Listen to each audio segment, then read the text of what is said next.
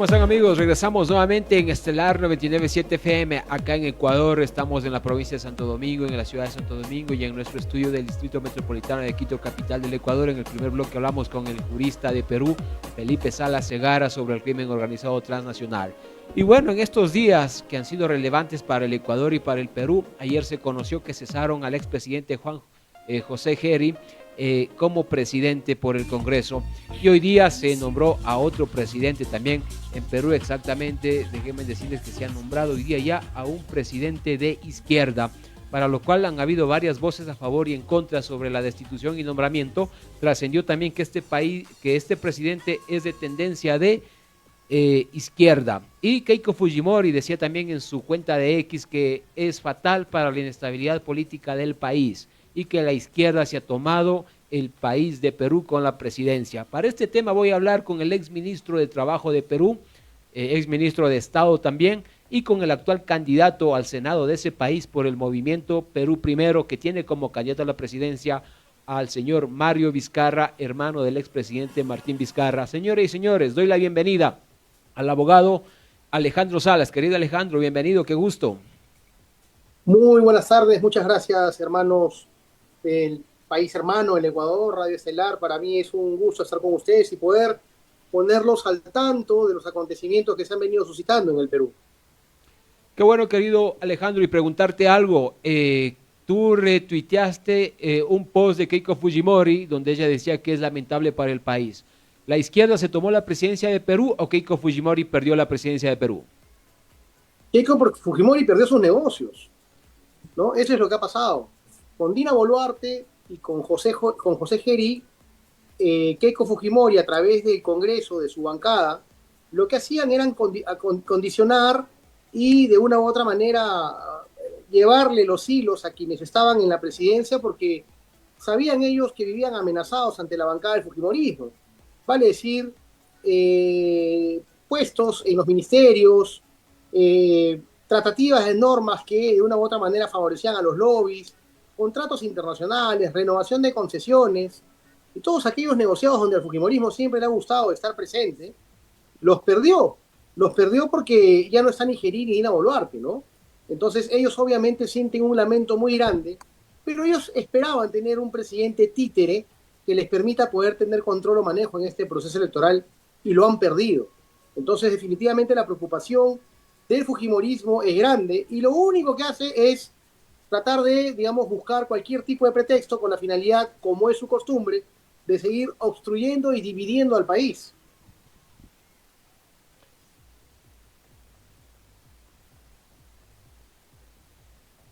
Ya, querido Alejandro, también preguntarte algo. En esa misma línea hay algunas acusaciones y ha trascendido en redes de que la derecha se dinamitó, se están culpando de la misma derecha, que ellos han dado paso que la izquierda, y lo digo textualmente, dicen que la izquierda nefasta de Perú se tome el país. ¿Es eso cierto o cuál es la trascendencia de fondo?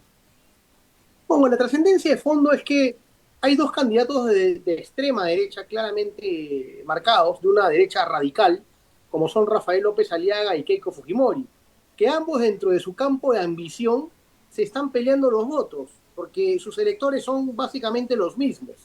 Entonces las encuestas que ellos saben manejar y con historia han sabido manejar, los ponen a ellos en los primeros lugares, primero, segundo lugar. Pero lo cierto es que acá hay una situación en la cual ambos terminan culpándose, ¿no es cierto?, de la elección de este nuevo presidente interino, José María Balcázar, un hombre ya que supera los 70 años, que creo que en su vida lo que podría hacer es dejar un legado que los 5 meses que estuvo para poder entregarle la banda presidencial a un presidente electo en urnas, que va a ser el 28 de julio del 2026, garantizó un proceso electoral justo, objetivo, mantuvo sana la economía del país y, por supuesto, cómo no, ayudó a mejorar la inseguridad ciudadana que el día de hoy vivimos y tenemos en la patria. Entonces, estos dos partidos políticos tratan de generar miedo, tratan de desestabilizar, no le dan el apoyo que le daban a José Geri o a Dina Boluarte. ¿Por qué no le dan el apoyo? Porque saben que este nuevo presidente que ha entrado, independientemente de sus posturas, de su pensamiento, que ya dijo, yo no voy a gobernar ni para la izquierda ni para la derecha, yo soy presidente, para mí la ideología no existe, lo que existe es un camino sano para el país. Lo que hacen estas agrupaciones políticas es tratar de generar miedo. Tratan de generar miedo ¿para qué? Para desestabilizar, para generar desorden y sobre la base de eso sacar ventaja, ¿no?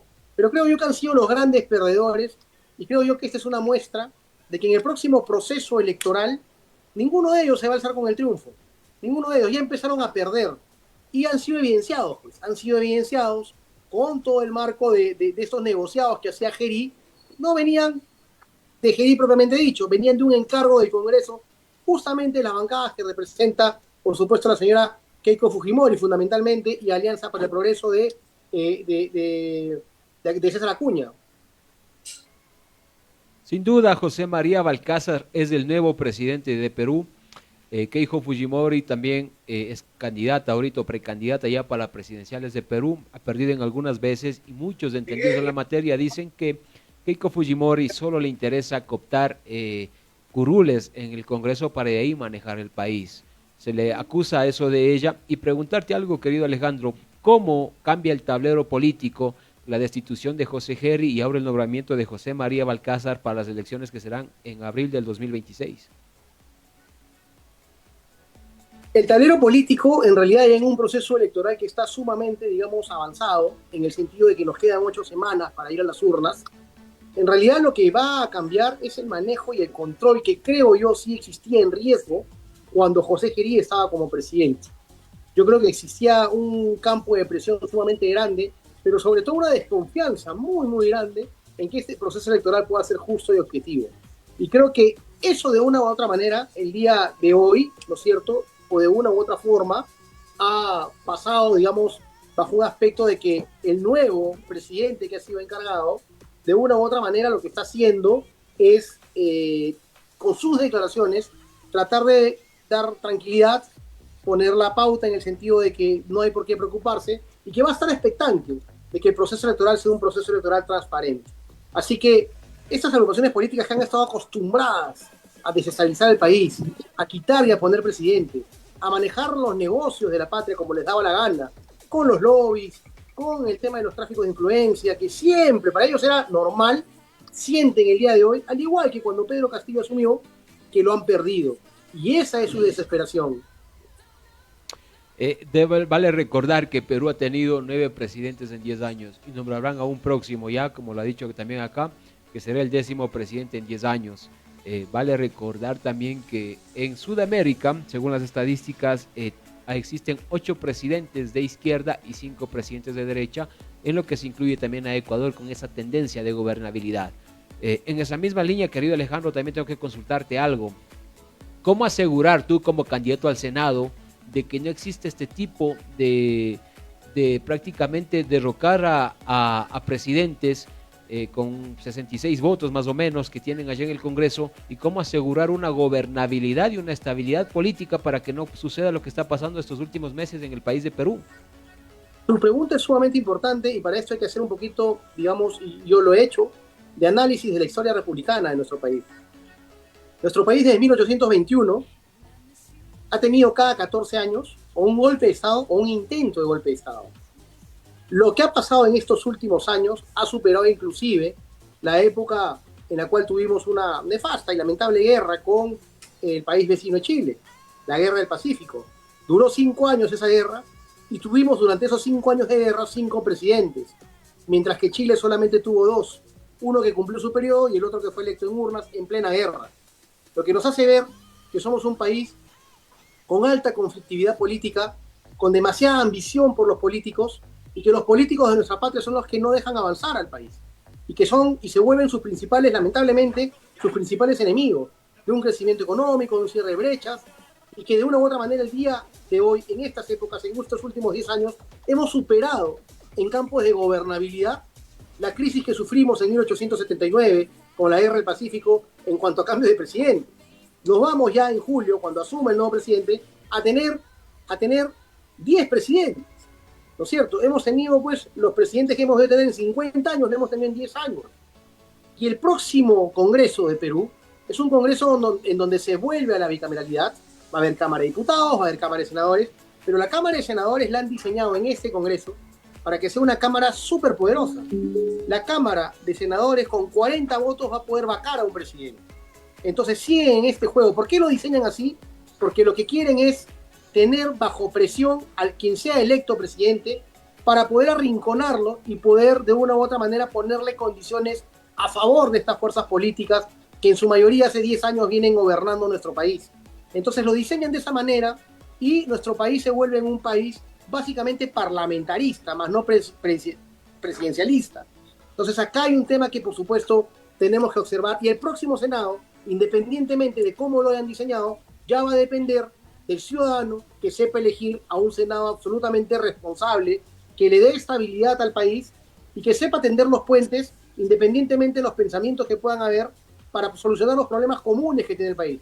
Yo creo que no solamente en el Perú, sino en el Ecuador y en otros países hay problemas comunes en los cuales no existe el color político ni la ideología política. Hablar de la pobreza, hablar de una mejor economía para el país, hablar de mejor salud para tu gente, hablar de mejor educación para tu gente, no tiene por qué ser una discusión ideológica ni de colores.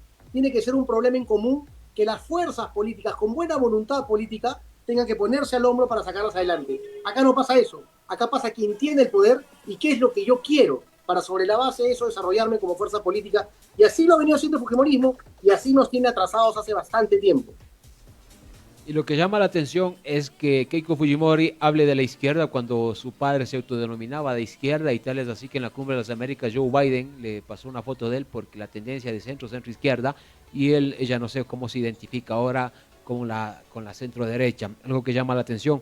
Y preguntarte también una cosa, Alejandro, tú como candidato al Senado de Perú, ¿no crees que el nuevo gobierno, para que no le pase lo que le pasó al expresidente Pedro Castillo, tendría que llamar a una asamblea constituyente y tener un blindaje constitucional más estricto para que no puedan 67 personas, 70 personas, 70 votos simplemente derrocar un presidente? Claro, el éxito está en que los ciudadanos votemos también de manera inteligente, no solo en tu país, sino en toda Latinoamérica, pero a veces estas grandes billeteras de la derecha hacen que se manipule el tema mediático, redes sociales, y contratan todo un arsenal comunicacional, y a veces se sesga el voto y llegan gente menos preparada que simplemente son serviles del poder. ¿No crees que el próximo presidente tiene sí o sí que llamar a una asamblea constituyente?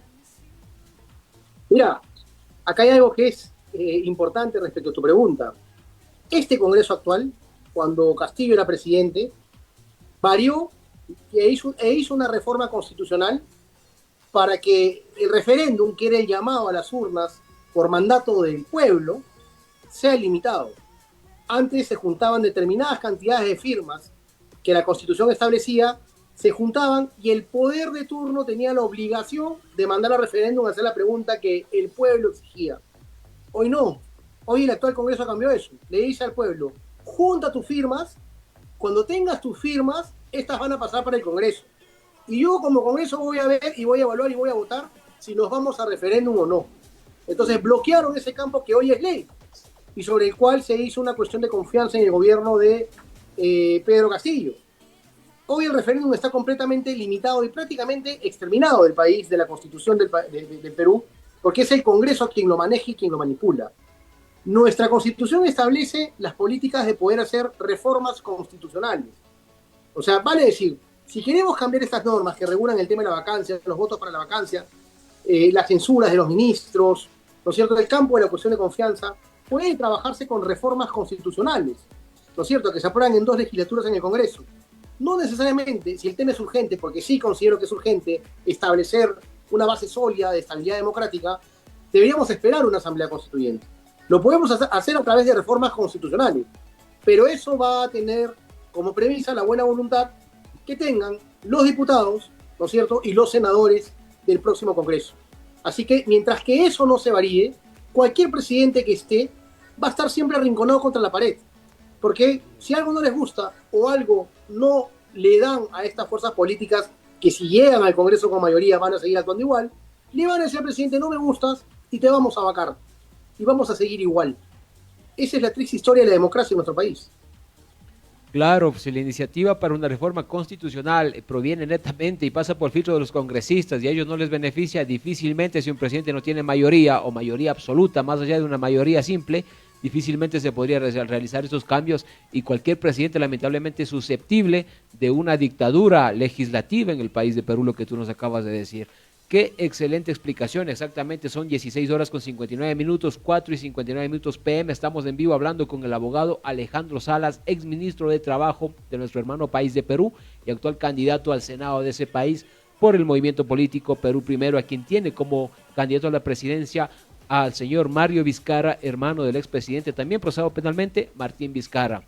Querido Alejandro, para ir cerrando la entrevista, también quiero preguntarte cómo está avanzando ya tu campaña electoral junto también a tu presidenciable Mario Vizcarra, cuál ha sido la acogida de las personas y cómo ustedes ponen ya en la carrera electoral con este cambio de presidente y con este cambio de poder en la administración pública en tu país con el nuevo presidente José María Balcázar. Sí, bueno, la campaña electoral continúa. Yo hace 2 semanas atrás estuve en el sur del Perú, estuve en Tacna, en Ilo, Moquegua, Arequipa. La semana que pasó estuve en el norte de nuestro país, muy cerca de Ecuador, estuve por Chiclayo, ¿no? Hace 3 semanas estuve por la región San Martín, por el oriente del Perú, por la selva. El día sábado estuve viajando a Huaraz y estamos recorriendo con Mario Vizcarra como referentes del partido. Nos estamos, digamos, dividiendo geográficamente el país para poder ir y llevar el mensaje. Es una campaña de mucho impulso, es una campaña que utilizamos los fines de semana en vez de estar con la familia, lo sacrificamos para poder, digamos, llevar nuestra propuesta a nivel nacional. Los días de semana tenemos que estar en oficina trabajando porque vivimos de nuestro trabajo, pero es una campaña que ya está avanzada, ya está, digamos, empezando a calentar más fuerte. Se vienen los debates, me han invitado para representar a mi partido en un debate en la ciudad de Juliaca, en Puno. Esto va a ser el próximo jueves de la próxima semana. Y nada, ya nos a poder darle una propuesta sólida al país. Caminamos con el sentimiento de querer mejorar al Perú, de querer mejorar a la patria. Nuestro partido político ha sido el partido político que más trabas ha tenido. A nuestro candidato presidencial, líder de las encuestas, tuvieron que meterlo preso con un lawfare, una guerra jurídica inmensa. Tenemos un prisionero político, eso no me queda la menor duda. Y la gente se da cuenta de eso porque al Perú, y creo que a la gente buena de Ecuador no les gusta el abuso. Cuando hay abuso creo que se saben dar cuenta de ello. Sin embargo, seguimos caminando y vamos a seguir caminando y estamos totalmente seguros que Perú Primero va a estar en la segunda vuelta con Mario Vizcarra el 12 de abril del 2026 y, cómo no, con esperanza y optimismo espero estar en el próximo Senado. ¿Y cuáles son tus expectativas? ¿Cómo sientes tú el apoyo de las personas en las provincias, en los territorios de Perú para que te apoyen? Porque tú estás como candidato nacional al Senado por Perú Primero. ¿Cuál ha sido tu acogida? Y según las encuestas que ustedes manejan al día de hoy, ¿tú podrás acceder a un curul en el Senado de Perú? Siento mucho respaldo de la gente. De hecho, encuestadoras que no son, digamos, amigas de nuestro partido político, han sacado determinadas encuestas. Sacaron una encuesta para el Senado Nacional y de los 30 cupos que hay para el Senado Nacional, a mí me ubican dentro del top 10, vale decir, estoy entre los 10 más mencionados, ¿no? Entonces, dentro de los 10 más mencionados de 30 cupos. Sin embargo, esto no es cuestión de estadísticas ni encuestas, es cuestión de seguir trabajando. Creo que el éxito y la suerte están acompañadas del trabajo. Si no se trabaja, no va a haber resultado. Y en eso estoy encaminado, en trabajar y en seguir trabajando el país. Yo tengo 48 años y quiero, por supuesto, llegar al Senado, darle lo mejor que pueda de mi parte al país. Y, cómo no, seguir caminando en política. Creo que el Perú necesita políticos no solamente que sean valientes, que alcen la voz, sino también que tengan buena voluntad y valores para poder sacar adelante lo que necesita el Perú. Al día de hoy, según las encuestas que maneja tu partido político, querido Alejandro, ¿cuál es el top 3 de los candidatos presidenciables? Porque las encuestas a nivel internacional están fluctuando mucho. Hace una semana le teníamos en cuarto puesto al candidato Mario Vizcarra y esta semana yo entiendo también que las encuestas se manejan, depende quién pague la encuesta y a la comodidad del candidato. Pero bueno, en esta semana no le están poniendo ni siquiera en el top 4 a Mario Vizcarra. Primero, preguntarte, ¿cómo son las encuestas que ustedes están manejando y cómo van a reforzar ya las últimas semanas para ponerle turbo en la campaña política? Bueno, sí, efectivamente. Hay una encuesta que es una medianamente objetiva, que es CPI, que hasta el día de hoy nos ubica en tercer lugar. Por supuesto, no nos dan el margen de error, ¿no? Si nos dan el margen de error estaríamos más arriba. Hay otras encuestas muy vinculadas al tema de los medios de comunicación de derecha, que son los que mueven la información en el país, que por supuesto intentan desaparecernos, ¿no? Pero de eso estamos acostumbrados. En las últimas En los últimos procesos electorales, inclusive en el último, donde Castillo salió electo, Castillo en estas épocas ni aparecía en las encuestas, ¿no? Entonces suelen equivocarse, su tendencia es siempre equivocarse, ¿no? Pero la manipulación a veces tiene precio. Entonces, sobre la base de eso, estamos totalmente optimistas. Nosotros medimos la encuesta en la calle y sabemos que en la calle tenemos un respaldo sumamente masivo. Existe en el Perú y seguramente en Ecuador lo que se llama el voto oculto o el voto de protesta. Gente que no quiere decirle a una encuestadora por quién va a votar, pero tiene claro por quién va a votar. Y sobre la base de eso sabemos que existe en nuestra agrupación política mucho voto de bastantes ciudadanos y ciudadanas que no les gusta, lamentablemente, ¿no es cierto?, todos los abusos que se han cometido contra el expresidente Martín Vizcarra. Así que sobre la base de eso estamos midiendo nuestras posibilidades y vamos a seguir caminando en silencio. Las encuestas no las miramos. Y para ir terminando también, mi querido Alejandro, preguntarte, ¿cuál sería tu propuesta en el Senado de tú llegar a ganar un curul? ¿Cuál crees que va a ser una reforma legal que tú presentes o en qué reforma de ley tú vas a trabajar, que es tu bandera en tu gestión? Mira, el Senado tiene una peculiaridad y está así diseñado en el Perú. Nosotros no vamos a tener, digamos, capacidad legislativa. Es una cámara reflectiva, ¿no es cierto?, de reflexión, en donde vamos a ser el filtro de lo que la Cámara de Diputados apruebe. Vamos a darle ese filtro de calidad a lo que de una u otra manera la Cámara de Diputados apruebe. Sin embargo, el Senado tiene funciones muy claramente marcadas que hay que saber llevarlas con responsabilidad, como es la elección de los magistrados del Tribunal Constitucional, la elección de los miembros del directorio del Banco Central de Reserva del Perú, la elección del Defensor del Pueblo, ¿no? La única manera en la cual se va a juntar con la Cámara de Diputados, o el único momento, es cuando se apruebe el presupuesto general de la República, y después va a tener la gran responsabilidad, de acuerdo a sus ánimos, si quiere vacar o no a un presidente. Así que lo que se puede ofrecer como senador es el hecho de actuar con responsabilidad, revisando bien las leyes que apruebe la Cámara de Diputados, no esas normas que favorecen a la criminalidad que han sido aprobadas en este Congreso, tener un criterio no político para elegir a los magistrados del Tribunal Constitucional, sino elegir a los mejores magistrados. Igual darle salud al Banco Central de Reserva del Perú, que es, creo, una institución que es la que hace mantenerse sólida y estable en nuestro país. Así pasa entre presidentes y crisis políticas. Creo que es un Banco Central de Reserva que se constituye en un ejemplo. Y actuar con responsabilidad para no estar vacando presidentes a cada rato y a cada momento. Así que eso es lo que se puede ofrecer. Madurez política, responsabilidad democrática y, por supuesto, bajo esa visión, estabilidad al país. Pero si vas a... Sí, dime. Me quedó una duda. Si quieren destituir a un presidente de Perú, si eso deciden los congresistas, ¿pasa por el filtro y por la aprobación del Senado o lo pueden hacer directamente?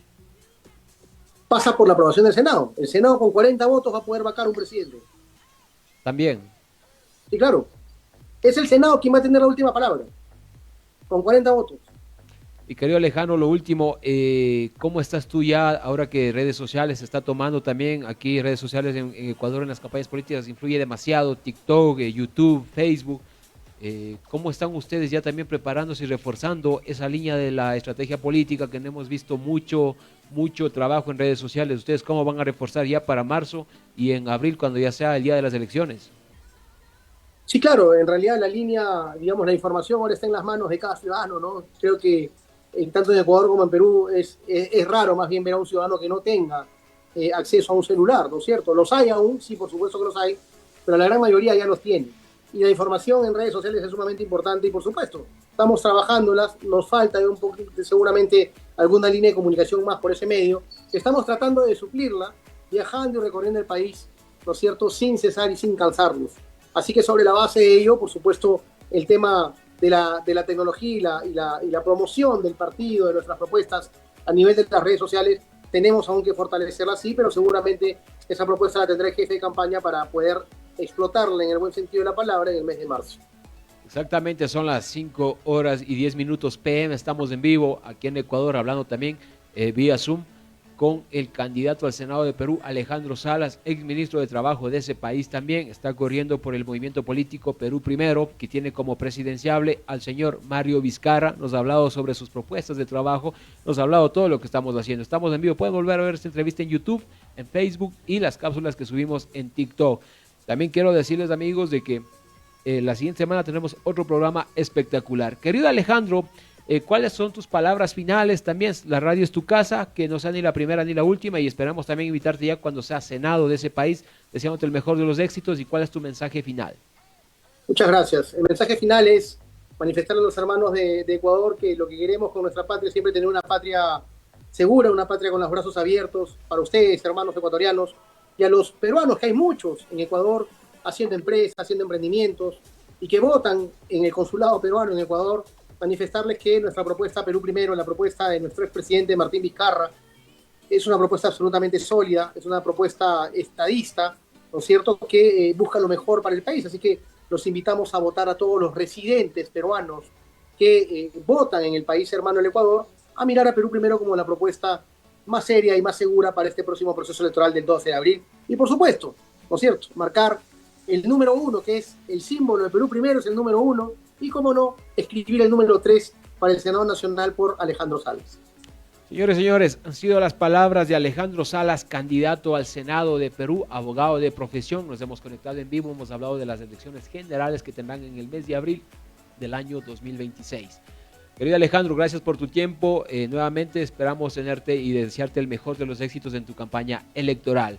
Amigos, muchas gracias. Así llegamos a la parte final también de este podcast. En el primer bloque hablamos con el abogado Felipe Salas Segarra y en el segundo bloque con el candidato al Senado Alejandro Salas, todos del país de Perú. El siguiente jueves tendremos también un espectacular programa.